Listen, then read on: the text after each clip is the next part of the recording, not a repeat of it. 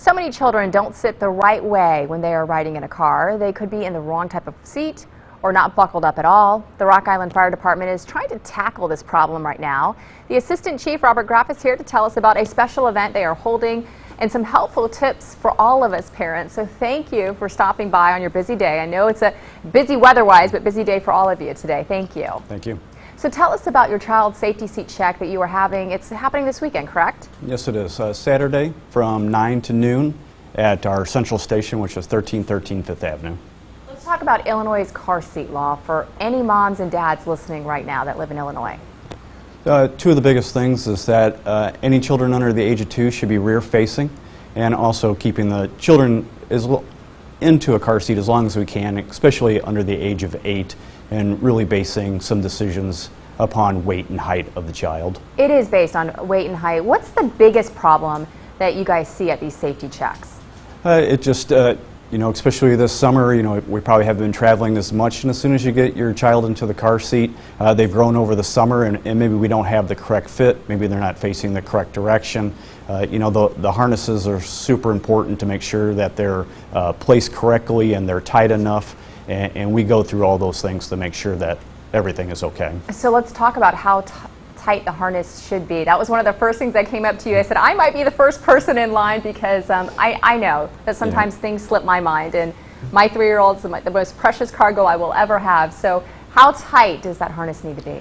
Generally, what we recommend is as we tighten everything up, we're going to give a pinch at the shoulders, and if we can actually pinch some of that fabric, we probably need to go a little bit tighter. But it's just as important that if they're rear facing, we get those straps just below their shoulder.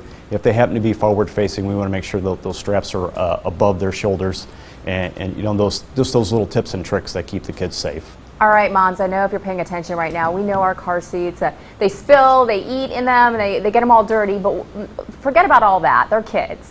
What about expiration dates? Do they get old? Do we need to change them up?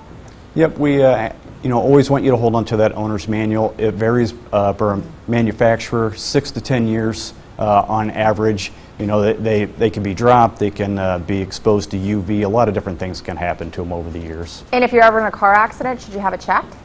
Yeah, we would definitely recommend it. If it's severe enough, the seat's going to need to be replaced. That'd be something you want to talk to your insurance company about. If it's something minor, we would definitely want to take a look at it to see what the condition of that seat is in. We're running out of time, but we know garage sale season is just about to end. So if we see a car seat at a garage sale, should we purchase it or not?